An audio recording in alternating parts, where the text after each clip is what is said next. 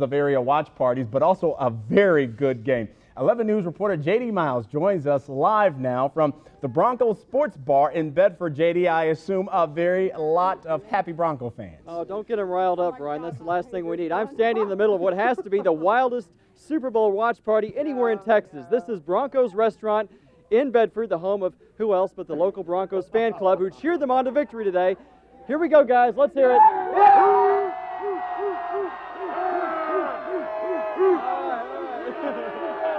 All right. Listen, there are a lot of fans still here, a lot of orange and blue streamers still flying around, even more empty beer mugs. It looks like 1998 will be the year of the underdog after this team and their fans proved a lot of people wrong. They came dressed for battle in orange, blue, green, yellow, and cheese. At Wings Restaurant in Euless, Green Bay Packers fans showed no sympathy for the home team. How about them Packers? I suffered all those years when they were losing, and now I'm here to cheer them on. Meanwhile, at Broncos Restaurant in Bedford, nothing came between Denver fans and a big screen TV. Not even Penny Clendenin's wedding. Yeah, we were going to get married on Friday, but we wanted to wait till after the Super Bowl.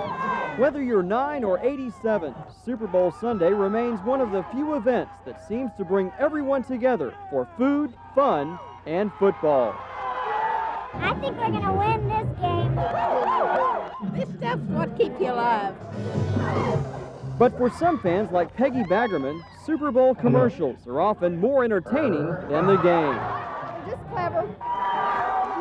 But this year's game offered enough excitement to keep both Packers and Broncos fans cheering right up to the very end. And back here live, you can see some of the pandemonium that broke out shortly after that victory.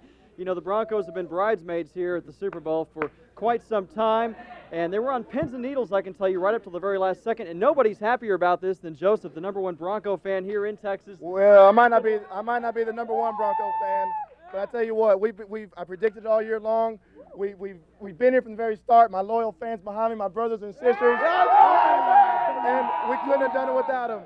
And I just want to say, I predicted it. I predicted on the radio from day one, John Elway would go out a winner, a champion. Now no one can ever take back that he's the greatest quarterback to ever play in the NFL. All right, thanks a lot, Joseph. I don't know if we're looking at a future politician or preacher there, but this was quite a game, and it's going to be quite a party tonight here. I'm going to let them take it out with the official Broncos song. I don't know what it's called, but cue it, guys. We'll send it back to you, Ginger and Brian. Sounds like you're having a good time. Go have some fun, J.D. Thanks a lot. I'm just not sure how those folks out there feel about the really. Broncos winning. All right. Still ahead, all the highlights and the glory from the big game. At 10:20. Autographs know how to play a different game when it comes to scoring with signatures. 11 News reporter J.D. Miles takes us down Autograph Alley.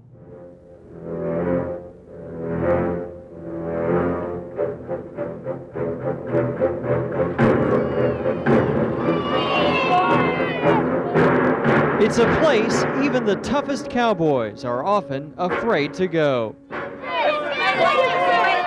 But they're scared away by pins rather than fins. A sea of fans in search of one thing. Get autographs. And few are better at it than 11-year-old TJ Nelson. Mister, can I have your autograph? Nelson has dozens of autographs on footballs.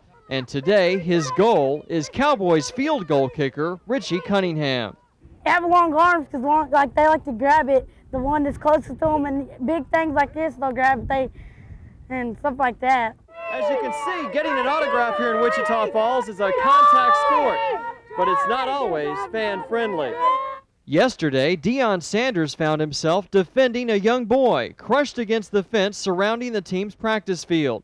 But kids like TJ are willing to take the risk. It makes you feel prouder and specialer. Sometimes it makes the person signing feel special, but nothing compares to a Cowboys autograph. And today, TJ once again scored. In Wichita Falls, J.D. Miles, 11 News. Really amazing. Oh, wow. The Dallas Cowboys return to the practice field today in front of the largest crowd since the starting of training camp. Many of them are hungry for autographs from their heroes. 11 News reporter J.D. Miles joins us live from Wichita Falls with more on their search for signatures. J.D. Good afternoon, Brian. You know, practice just wrapped up for the day here. Only a 2-hour workout, but the workout now begins for another group of professionals. They are the autograph seekers who line up along the fence here outside Midwestern State University where the players leave the field. They sometimes wait for hours with the hope of getting the coveted signature of a Dallas Cowboy. All the players see this as they leave the field at Midwestern State. It's an autograph area called Autograph Row. While a handful stop and oblige their fans, some of the younger players find it a bit overwhelming. It is, but, I wish I can get to all of them. But, you can only get to some of them, and I hope I touch all of their hearts, you know what I'm saying? Now, we pulled one of these autograph seekers out of the crowd for just a few minutes. This is Mandy Greenup. She's 11 years old. Mandy, I guess first of all, tell us who you've gotten so far today. Jerry Jones, Troy Aikman, Richie Cunningham, and Bill Bates. Now, why do you do this? Some people might think you're crazy out here in the hot sun for 2 hours waiting through practice, just hoping to get an autograph. Well, Jerry Jones is their owner, and just like he's the man. Mm-hmm. He's like over the whole thing. Who wouldn't want his autograph? I can see if that. He could just get it. But and Troy Aikman, he's the backbone of the whole entire team, because if he can't make the right pass, they can't make the touchdown. So is there a secret to it? Well, you just got to get on the fence, because we have a fence around the playing field, and you just hold out your arm and try to call him Mr. or something, like Mr. Aikman or something, like Mr. Smith, and they'll just kind of wave it at them and they'll come, hopefully. Okay. Well, how many autographs do you have total? 29. 29. All right. This is Mandy's first camp out here in Wichita Falls. She's having a great time. Mandy, I'm going to let you run on so you can get some of these players before they leave the field. Thank you very much. Good luck today. You know, it has gotten a little bit aggressive out here along the fence. We'll have more on that tonight at 10. In fact, the Cowboys have started passing out yellow cards to some of the fans in the fence area at random so they can come and get autographs later on in the day in a much more quiet and sort of restricted area. Okay. Wow, incredible. Okay, JD. Hey, don't forget my Emmitt Smith, Troy Aikman, and Jerry Jones autograph. You know, he's the man. I think you need to get Mandy to get You're yours. gonna have to She get has that 29 yourself. already. All right, JD Miles reporting live from Wichita Falls. Thank you, JD. Thanks, There's no let-up, of course, from the heat in Wichita Falls, and that's where the Cowboys have reported for training camp. Today, the new coach put the players on the field for an impromptu practice session just to get them used to the heat. 11 News reporter J.D. Miles joins us now live from the practice field in Wichita Falls, where the first official practice started just about an hour ago. J.D.? Cameron, fortunately, we've got a misting tent over here nearby, so we're not doing too bad right now. But out here on the practice field, as you can see, the Cowboys players are sweating through their first official practice here at Midwestern State University. They're also showing off a lot of new hats and shirts that fans out here watching, several hundred of them, are dying to get their hands on. And these days, they only have to walk next door to find them.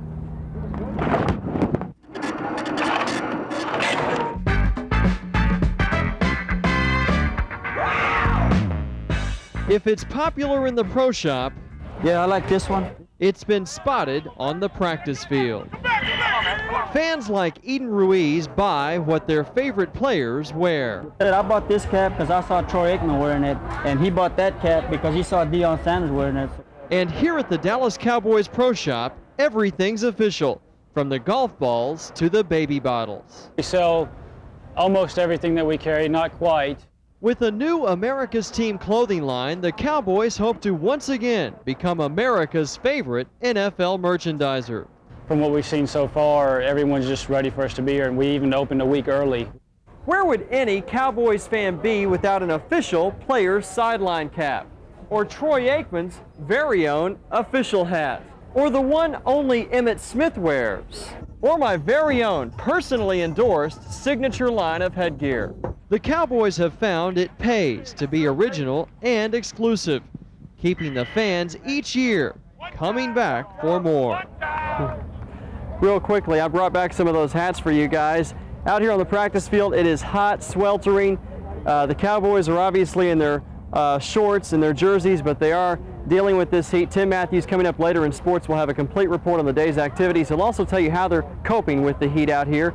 and he'll have that story coming up later on. Well, that's the story from here. You have to deal with all those Cowboys PR people. I was just wondering if that hat you were wearing there was a flak protector of some kind. Thanks, JD. Officials in Dallas are taking 800-350-2200 for a Fleetwood Homes retailer near you.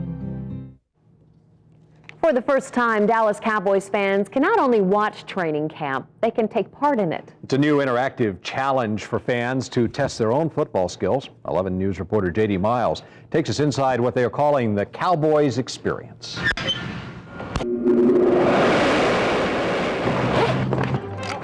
I'd like to be like Emmitt Smith and go out there and play tough. Troy, he's a good quarterback, and I like him too. With their heroes practicing nearby, some young Cowboys fans work on their passing, kicking, and end zone celebrations. It's called the Cowboys Experience, and it's not only hands-on, it's a history lesson with a museum filled with replicas of Super Bowl rings and trophies. They can go watch the practice, and then they can come over here and actually try to do the things that the Cowboys do. Everybody seems like they're having a great time. You got him, you got him! Oh! They may not be ready for the NFL, but if you're looking for a future Cowboy, there's probably one here. It's all exciting, and I think he's going to be a Cowboy one of these days. Now finally it's my turn, even though time is a little bit running short on me. I've got to make one kick. I know we don't have a lot of time left, but here we go. I'm going to have the producer counting down my ears, so I'm going to have a lot of pressure on me. Let's see, I've been practicing all day. You guys ready? Okay, here we go. Oh, just to the left. I can't believe it. I've been practicing that, and I just blew my big chance. I guess JD, I'll stay on this side of the fence. JD, yeah. I think you better keep that day job. That's right. I'm going to let some of these... That was a really good try. That was. It went up high. At least it got up there a little bit. You know, I got some That's right. height on it. And you're a lefty, too. We've learned something else about you. That's right. Lefty and always. Foot all the way up. I'm going to let some of these kids, though, kick on the way out. I promised them they'd get their chance to be on TV, so let's see what they can do. Harlan, get up there. Go ahead and kick it.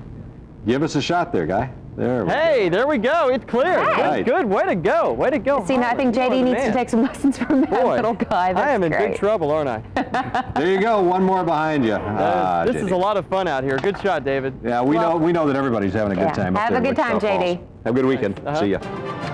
Jenkins topping 11 News at 10. Governor Bush delivers some bad news to residents in tornado-ravaged Central Texas. As survivors in Gerald continued to bury their dead today, the governor prayed with the close-knit community. But as 11 News reporter JD Miles shows us from Gerald tonight, the governor also delivered the news that federal disaster aid may not be on the way. Governor Bush told the people in this church that they may have a tough time qualifying for federal disaster relief. The town desperately needs the assistance, but one thing they already have here in Gerald is a strong sense of faith. Help us come through this experience with a deeper understanding of life, a greater involvement with people, and a greater love for you. They prayed for understanding at the First Baptist Church in Gerald, where Governor Bush and his wife Laura joined the congregation on Sunday to help this small Central Texas church through its toughest worship service. Comforting for the people of Gerald to know that there are thousands and thousands of people who are offering prayers today for the families who lost love and for those who are rebuilding their lives. No one lost more than relatives of the Igo family, who came home for the funeral of the church's music director, his wife, and 3 kids who were caught in the middle of a devastating tornado. The wind blows where it wills. And I think in Gerald we agree with that. The wind blows where it wills.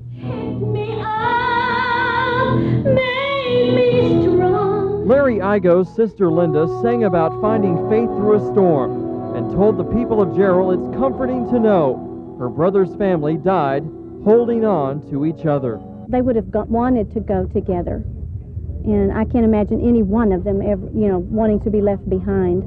And we know where they are. Walking around here, you'll find plenty of pieces of broken lives, photographs, letters, or in this case, a young boy's baseball card.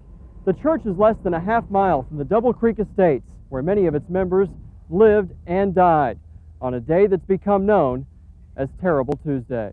And why? Yeah, this thing right here. Well, that's what they say. If they're on the hip, they're hip. It's just comfortable. We should be able to wear them to school. It looks like it'd be so uncomfortable to wear them down like that. I just don't see how they do it. They're big, they're baggy, and now they're banned in some schools. We'll work with the students and ask them to pull them up, and 9 times out of 10 they'll go with us. Grand Prairie is one of many school districts with a policy to deal with the popular pants. They draw the line at the waistline.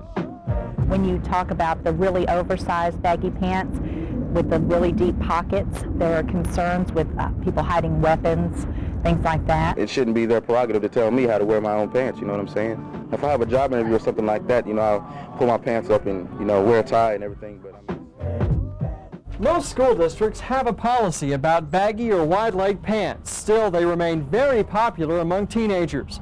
And quite frankly, it's hard to see why. You put it on the floor, or put it out on the sales floor, and people start picking it up, and everybody wants to wear them from then on. I think I was size 32. Someone gets 2 sizes above mine. It seems bigger is better, and the only thing that comes between these teens and an indecent exposure charge is their Calvins. But kids say critics of baggy britches don't realize that fashions change, and sometimes for the better. J.D. Miles, 11 News. 11 News reporter J.D. Miles is live from Lake Dallas, where a convenience store's roof collapsed on some cars. J.D. Brian, take a look for yourselves at this Phillips 66 gas station off I-35. There are still 2 cars trapped underneath the metal canopy that just basically collapsed here last night because of strong winds. And they collapsed because of this big sign estimated at 58 feet and 2.5 tons, which toppled. Fortunately, no one was injured. But after surveying the damage throughout Denton County, it's hard to see how. From the huge tree limbs to the truckloads of roof shingles and the tiniest pieces of broken glass. Much of Denton County found itself a mess the morning after a powerful storm blew apart buildings in Little Elm and knocked out power in Lake Dallas.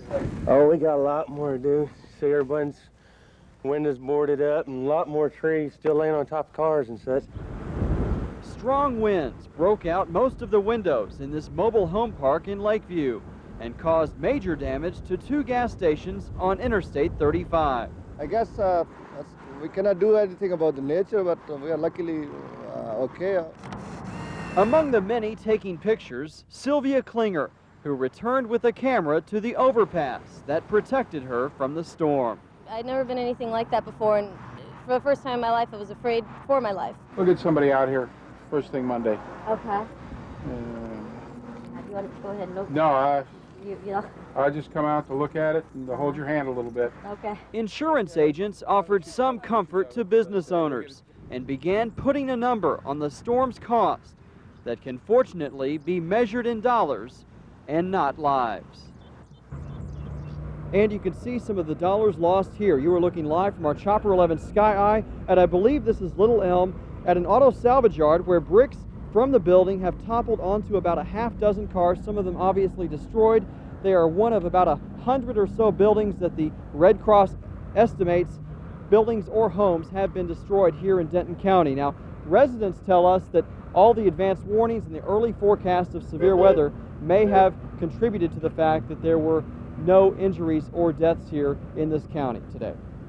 JD, I know last night there were parts of Interstate 35 that were shut down. What about today? Is Interstate 35 shut down as well? Yeah, Brian, Lake Dallas Police, Mike, if you can pan over, can show you. Lake Dallas Police closed Interstate 35 around 4:30. It will remain closed off and on for the next 3 hours while the power company tries to lay a power cable, stretch it across the freeway, and raise it over Interstate 35. It's going to be a long process. There's already traffic backed up here, so if you're taking this route, you might want to choose a different one. Some good advice. J.D. Miles reporting live from Denton County.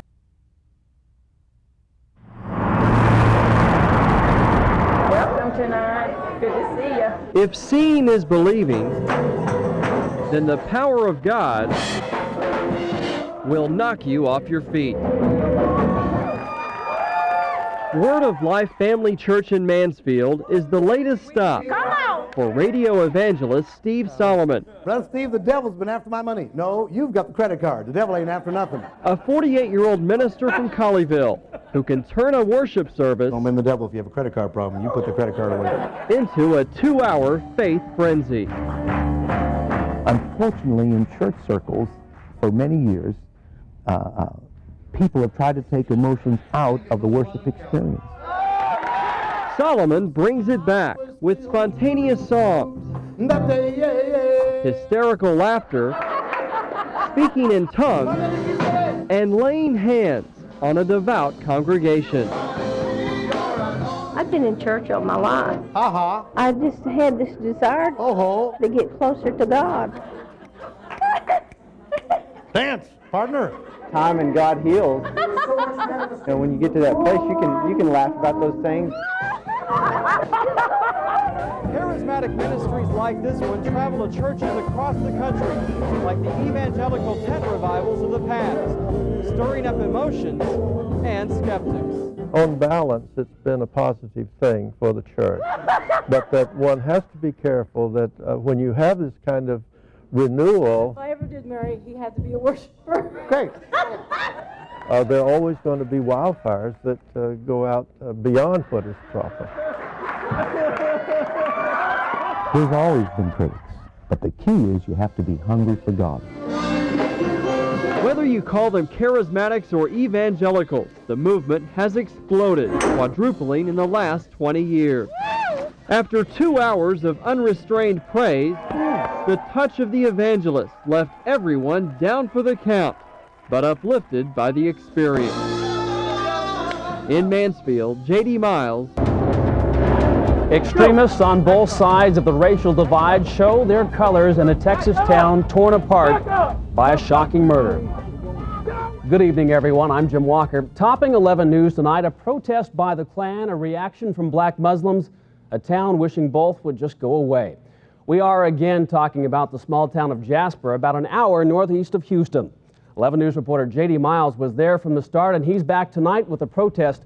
J.D., any problems today?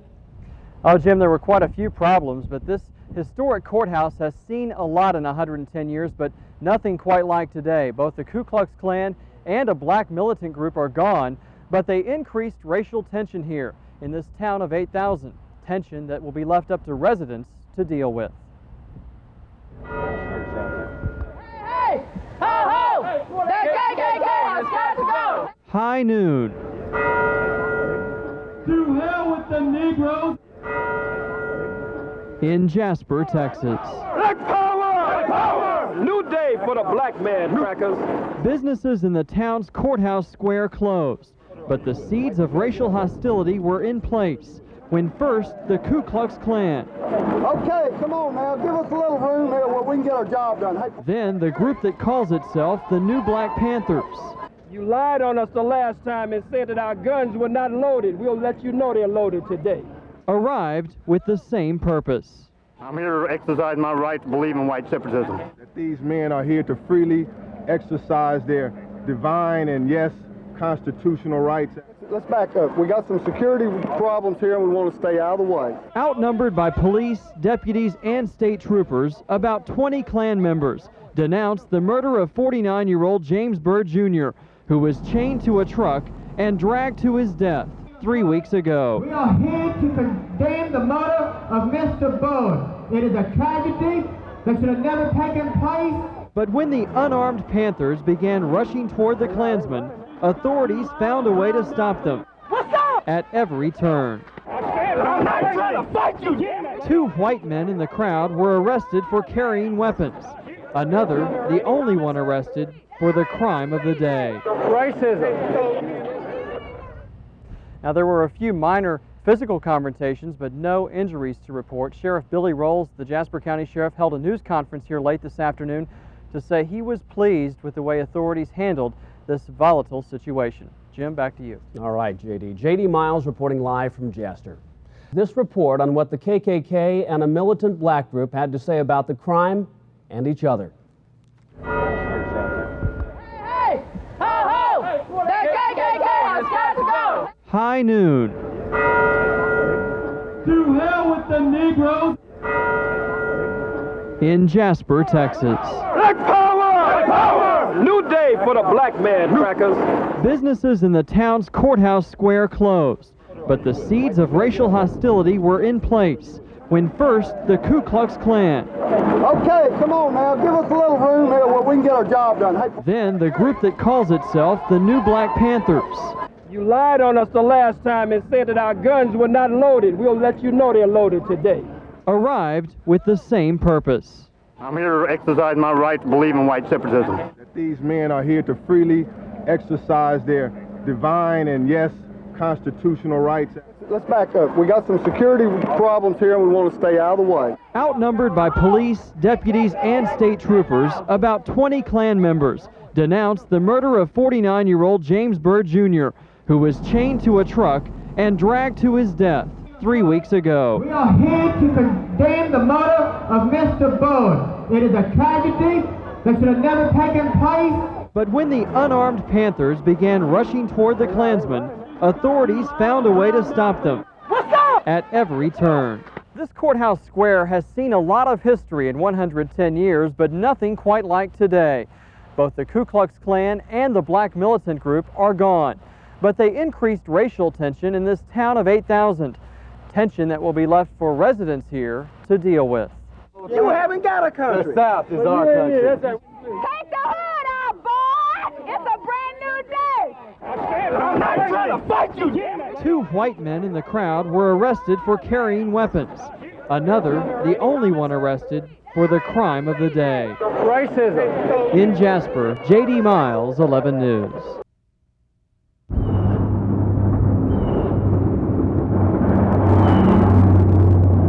The yellow ribbons on the tree outside Ida Madison's home have faded over the years, and so has hope. At the time that this happened, we never believed that it would be 10 years later. We still wouldn't know what happened.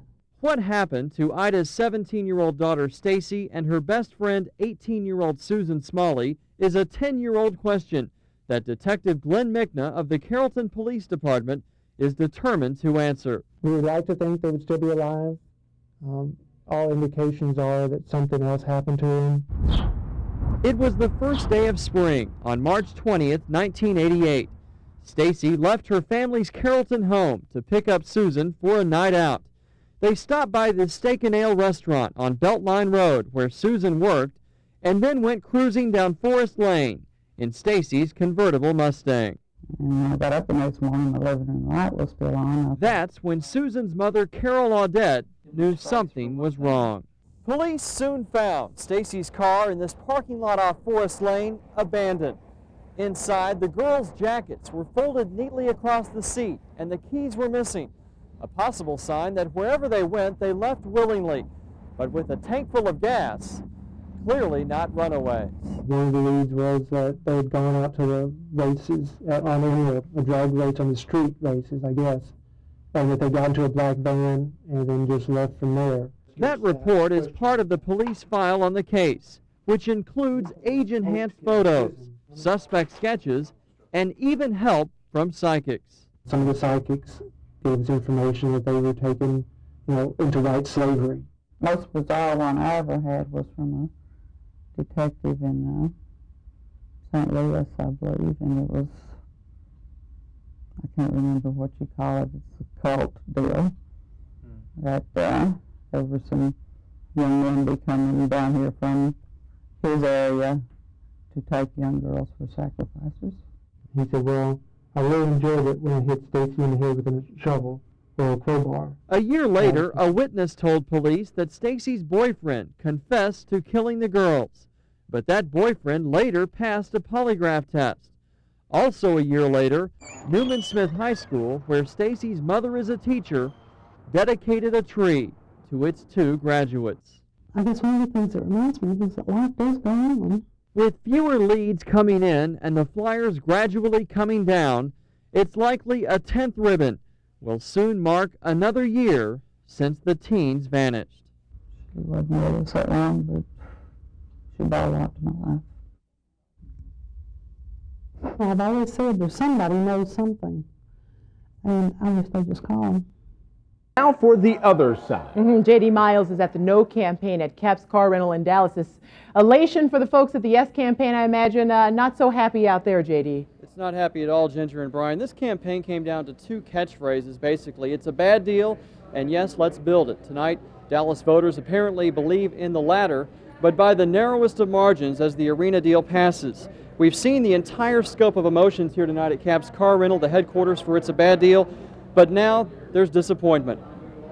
Arena supporters led by Sharon Boyd thought they were going to win after early voting totals gave them an 8,000 vote lead. There were tears of excitement and hugs, but as the returns from today came in, they slowly lost ground. So we're still 52.7 to 47. All right, they have just pulled ahead of us by 150 votes. I think a lot of people, no matter what the final outcome, have taken another look at their city government. They know more than they ever knew before, and I think more people are going to get involved because the city cannot continue to make these bad deals. Well, you know, when we passed the arena bill, what we wanted was the voters to make the final decision on whether this type of financing should be allowed or not. The voters spoke today. Now, it's questionable whether we have a correct election result, but for right now, we're going to accept that and congratulate the other side and look forward to going to the Trinity River, because that's really going to be something that will help the citizens of Dallas.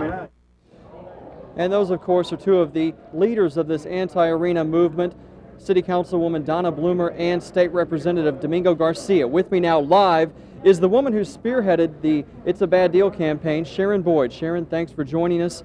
Obviously, you lost by the narrowest of margins. It must be pretty disappointing. It's disappointing because I know that town hall meeting after town hall meeting, people said, you know, we're totally against this. And we were talking to the people on the street. They got some more people to come out to vote today. We don't know what happened. We know there were a lot of things that happened in this campaign that were disappointing to us, that we tried to lighten up and pass off. But they had $4 million. You cannot compete. No group can compete with $4 million. They can take no pride in this. And quite frankly, I think the mayor and his group should be ashamed of what happened in this campaign. It was the most blatant purchase of votes that we've ever seen in this city. So I am thrilled to death with the people who've worked in this campaign. I'm thrilled to death with the message that we got out.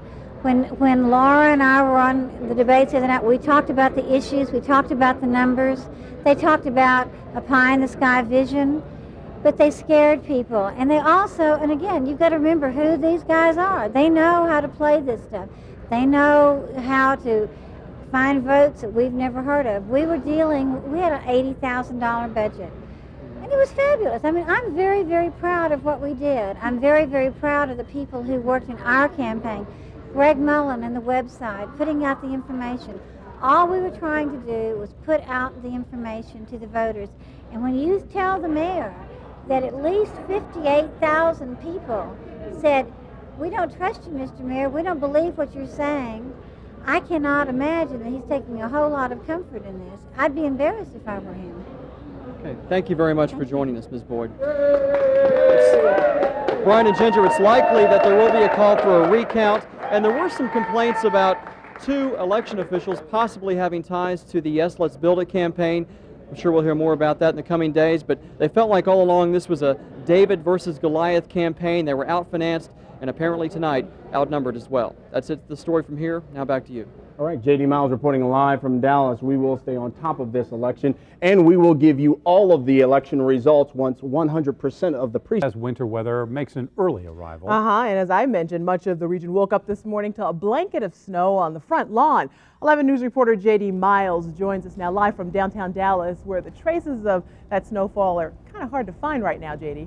They are a little bit, Ginger, you know, but it didn't cause any closings. It didn't affect travel. It was just a nice surprise to wake up to that should put us all in the mood for the holidays, which, as you guys know, are just around the corner. Now, out here in the West End, well, the Saturday night crowd is building and bundled up, preparing for another night of the Big Chill. It started falling after most of us went to sleep. With temperatures dropping into the 20s, a mixture of sleet and snow suddenly appeared during the night. A welcome surprise to kids in Fort Worth who woke up to a thin blanket of the white stuff. I was totally surprised. It was wonderful looking out the windows and seeing the snow all over the roof and the backyard. I think it's really cold and it's really neat. While this first snow of the season didn't exactly create a winter wonderland, it did give North Texans a first taste of what forecasters expect to be an unusually wet and cold winter. And for the kid and all of us, that's something to look forward to. Ah! Make sure there's plenty of warm, hot cocoa and marshmallows. Grande cappuccino? That's no problem at this Fort Worth coffee shop where more hot cups than usual help keep cold bodies warm. I like it. You know, I haven't seen snow like this for quite a while. Those who would rather not see it were found searching for a good book to snuggle up to, or in Karen Titus's case, a couple of movies. Thank you. I'm gonna get my little stuff I need, go home and cook, and I'll be there on Monday morning. How you doing? I'm pretty good. How you doing? Damon Wilcox isn't far behind with 2 sticks of firewood, preparing for another cold night. We can't tell about Texas weather, you know, it comes and goes, but for right now, I got 2 of them to start, and if you need some more, I'll be good to go. But by mid-afternoon, it all became a melting memory under the autumn sun, proving that it will be a while before Old Man Winter puts up much of a fight. Now, with yet another freeze tonight, almost a certainty at this point, it's important to make sure you remember to cover up those pipes and to bring in those plants and pets from the outside if there are any. Ginger and Jerry, I'm going to try to visualize how cold it is out here by showing you my breath. It's the kind of weather that makes you just want to go Burr even. You know, I think a problem that a lot of folks had with the snowman this morning was by the time they built the top part, the bottom part had melted. Yeah, you notice a lot of leaves on that snowman. There weren't a lot of layers of snow to build up for that. Okay, JD. Hey, JD, you better get out of there before the crowds keep you pinned in. They're awfully heavy out there. You know, there were big crowds out here earlier. They just kind of disappeared right before we go live. You know how it is. It's cold. They're inside. That's right. Thanks, JD. Thanks, JD. Sure.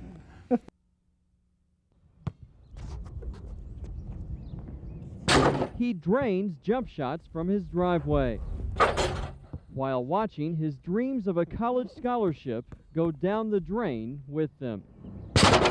Just to see that diminish, you know, it kind of takes a big chunk out of you. Jim Robinson's days as a Marcus Marauder basketball player are over. The 6'6" junior was cut from the Flower Mount High School team at the beginning of last season by Coach Ralph Barreras. Coach Barreras basically told us that if our kids would have been sophomores, they would have made the team. Bill Robinson says Coach Barreras cut all but one junior player in an effort to build a big-time program at the expense of his son. That gave sophomores and freshmen, including the coach's son, more playing time at the junior varsity level, even though there are 9th and 10th grade teams. Those games were put there for the kids, not for the glorification of the coach. For what may be the first time a school coach has been accused of discrimination, not because of race or sex, but rather grade level. The Robinsons have filed a federal lawsuit against the coach, who declined comment. But in court documents, his attorneys argue that government officials performing discretionary functions are entitled to immunity from lawsuits, and that there is no constitutional right to participate in school sports. No one has questioned Robinson's ability. His team went 13-2 last year, but going one-on-one with his former coach in court will be a long shot for a teenager who says he was forced into early retirement. Attorneys for the coach have sought to dismiss the case, claiming the coach has immunity. The Robinsons are not seeking any monetary damages, only the assurance that what happened to their son never happens again to a high school player. J.D. Miles, CBS 11, Dallas. Well, Tracy, Terrell Bolton left his office here on the 6th floor for the last time today. He had faced some recent criticism over police shootings and the crime rate, but the question that remains unanswered tonight is why specifically was he fired? In an exclusive interview with CBS 11, the now former chief suggests the reasons may be racial. Mine is that there. No, I'm kidding. Mine's that there. So There were only smiles amid the goodbyes in Terrell Bolton's office, where the city's first black police chief thanked his officers before walking away from the department after 23 years. please continue to support your police officers. I think you have one of the best departments in the country. I leave with no regrets. After his brief public statement, Bolton told CBS11 News in an exclusive interview that he was given no explanation for his firing by city manager Ted Benavidez. Do you think you deserved an explanation?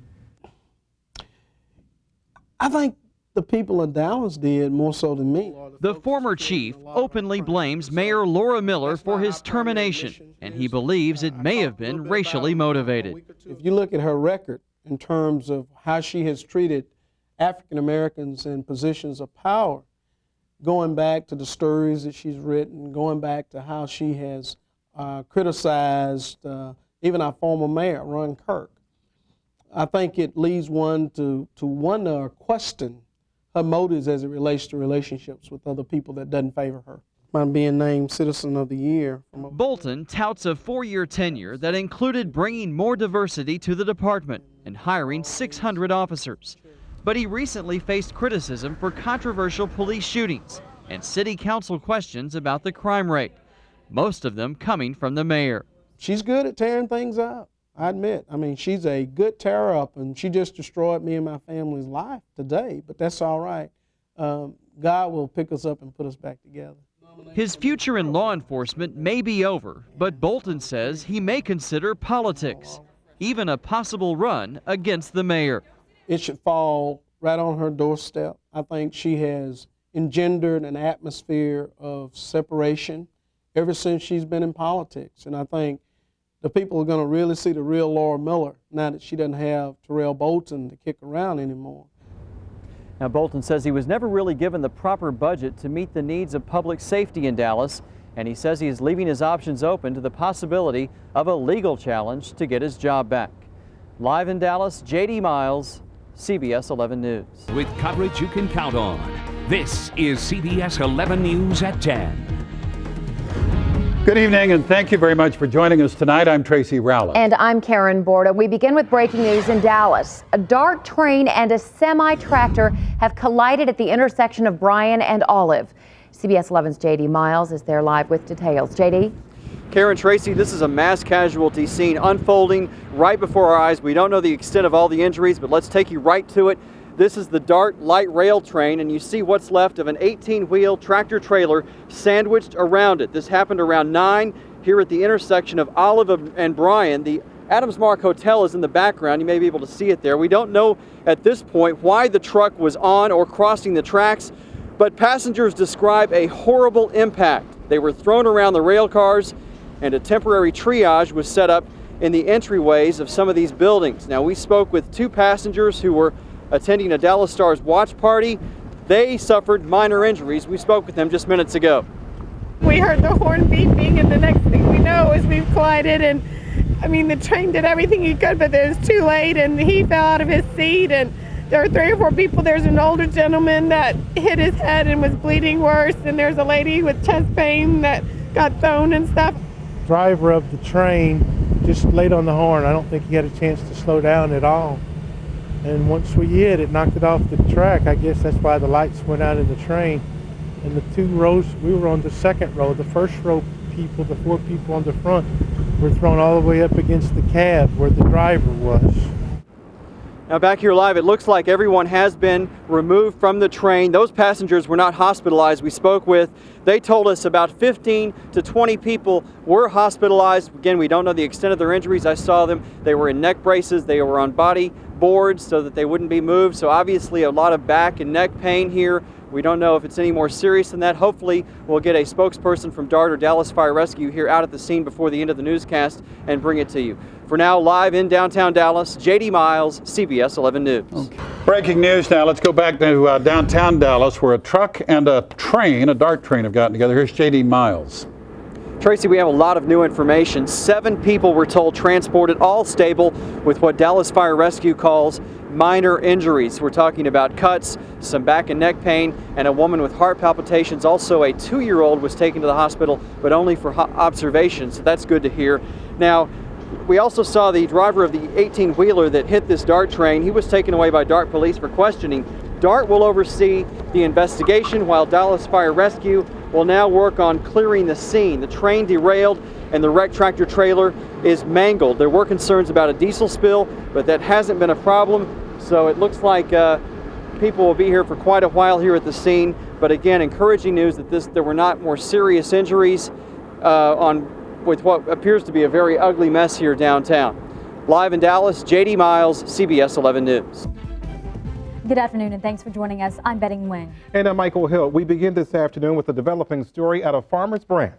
As you can see from these Chopper 11 pictures taken just a short time ago, fire raced through this industrial warehouse just after 10 this morning. CBS 11's JD Miles continues our coverage from the ground with more on this developing story. JD. Betty, the fire is under control after more than an hour. Fire crews from Farmers Branch, Carrollton, Addison, and Dallas, though, are still on the scene, dousing what's left of the building with water. The multi-tenant office building will be a total loss, but fortunately only one person was injured, a roofer who was working this morning when the fire started. Now, when our first crews arrived here just after 10, this was the scene. Intense flames and smoke coming from an industrial office complex off Beltline and Webb's Chapel in Farmers Branch. We're told roofers were tarring the building when they noticed a fire start below them in the corner. They tried to put it out unsuccessfully before a call for help was made.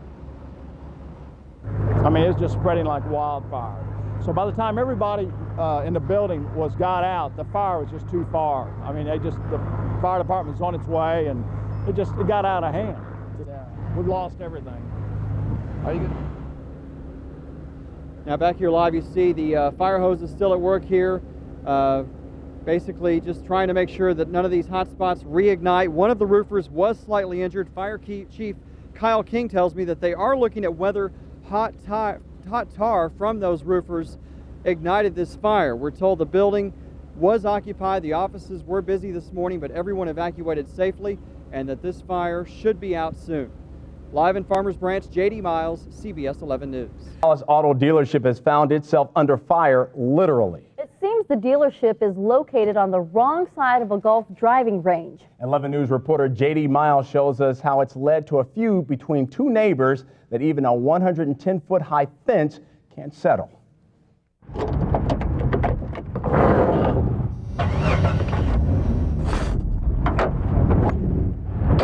They're both in the business of driving, but auto dealer Robert Goodwin says they have no business together, and it's driving away his customers. This is typical damage that we see right here.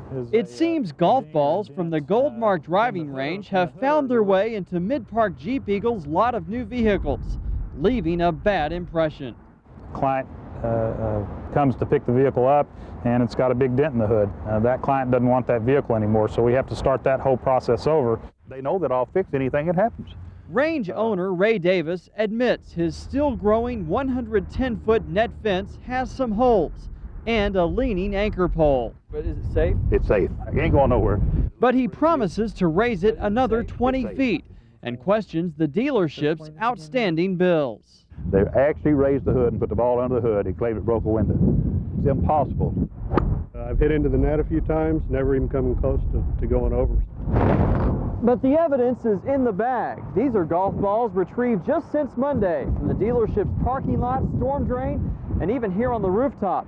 Golf balls that Goodwin says have caused more damage than hail in the last 2 years. Davis accuses the dealership of stealing balls in an effort to drive him out. They're definitely out of space, and we got the only land around. Well, this was hit, I believe, a couple of days ago. But Mid-Park says it's forced to mark down marked-up vehicles. That'd be something to consider. It'd be like having a car with hail damage. With a lawsuit pending and a complaint before the city council upcoming, it's unlikely these 2 neighbors will soon be able to iron out their differences. In Dallas, JD Miles, 11 News. It's a documentary profiling the rigors of this wacky contest. I was attracted to it because it had a lot of things that documentaries don't, which is a built-in conflict, payoff. You got a beginning, a middle, and end. Someone's going to come to the truck and stand there. Someone's going to fall out, and then eventually you'll have one winner. Now, after 37 hours, if there's more than one person holding onto the truck, they'll have a drawing for the winner. Daniel here actually was in a contest a few years ago. He held on for more than 60 hours and lost. What happened? One of the guys brought a TV and a VCR, and they plugged the movie up, and after about an hour into it, I just took my hands off the truck and got comfortable. Oh, my goodness. Lost it, yeah. You don't mind if I read your palm real quick, do you? Sure, go ahead. Just kidding. All right, now Barron over here, one last hard luck story. Barron over here actually quit his job because his boss would not give him the day off. Barron, you must be pretty desperate for this truck. Yeah, I am. Also, a couple of weeks ago, with a lot of the rain we had, all I have is a motorcycle, and a lady pulled out in front of me. I was forced to lay down my motorcycle. All I had was, liability insurance, and it wound up she didn't have insurance at all, so I was just out of luck. So I figured, I don't have anything to lose by being here. Well, good luck to you. This man may have the hardest luck story out here. As you can see, they've got some games here. They've got magazines. They've got music, but there are judges making sure they keep that one hand stays put on this truck. They'll be here through tomorrow. That's what Hands on a Hard Body is all about. Ken and Ginger, sorry if it's not what you thought it was. Yeah, really. I don't know. I didn't think it was about quitting your job either, but apparently for Barron it is. Okay, thanks, JD. Thanks, good luck. Driving into Baton Rouge tonight, it looked like every law enforcement agency in Louisiana was sending patrol officers, ambulances, and helicopters to assist New Orleans. The city remains pretty much cut off to the outside world because of roadblocks and floodwaters. The destruction there is widespread and significant. Hurricane Katrina snuck in during the night. While New Orleans slept, the ferocious storm would wake them. You can hear the sound of glass breaking and metal twisting as the eye wall moves ashore. It's daybreak and downtown New Orleans is desolate and dangerous.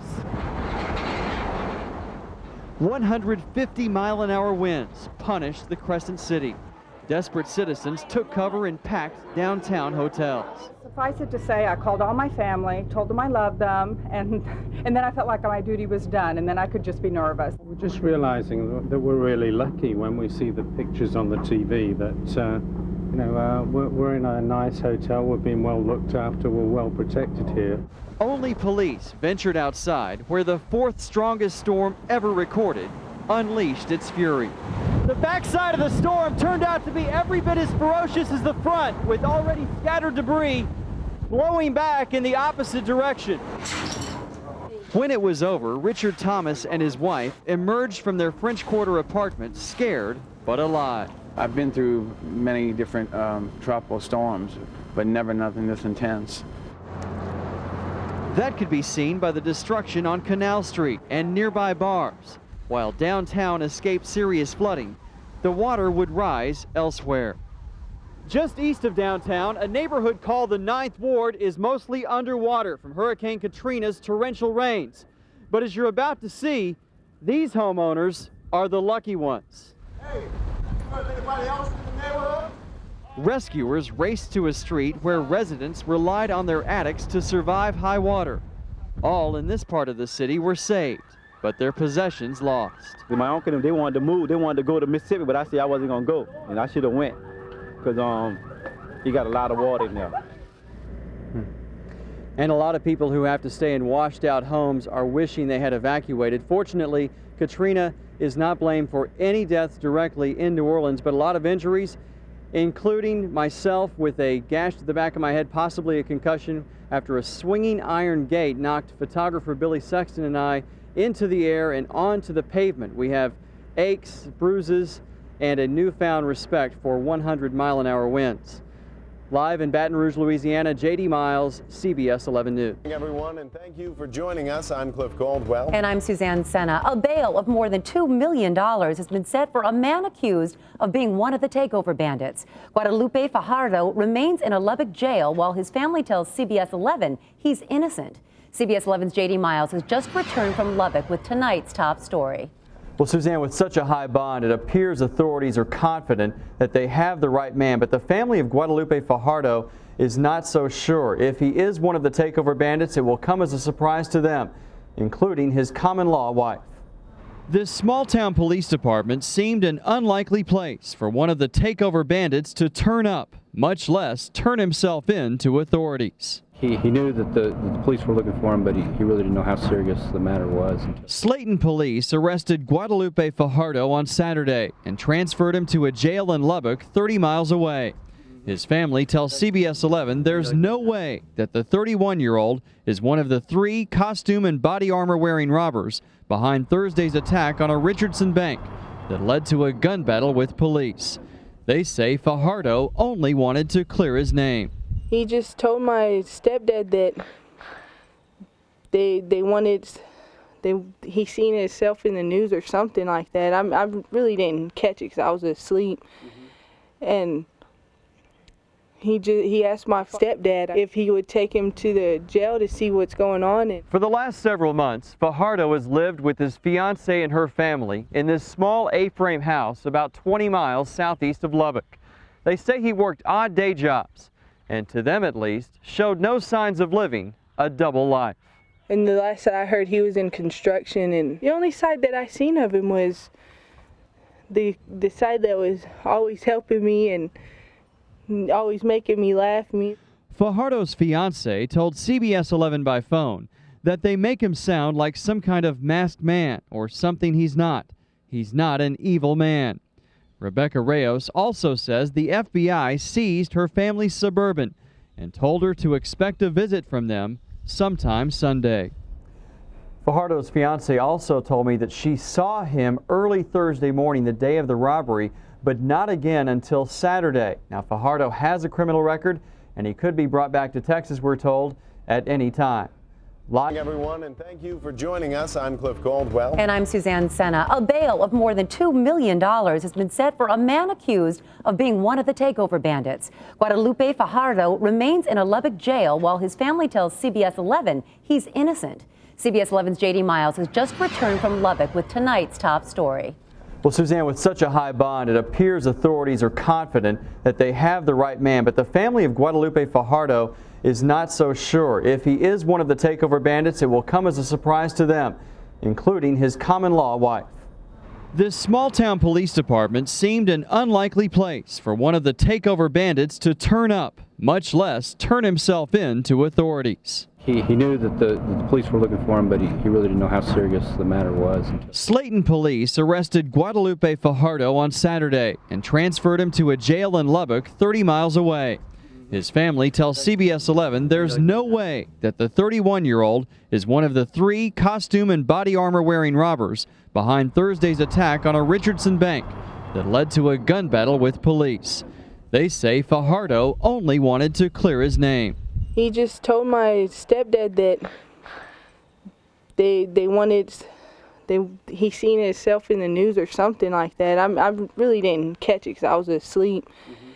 And he asked my stepdad if he would take him to the jail to see what's going on. For the last several months, Fajardo has lived with his fiancée and her family in this small A-frame house about 20 miles southeast of Lubbock.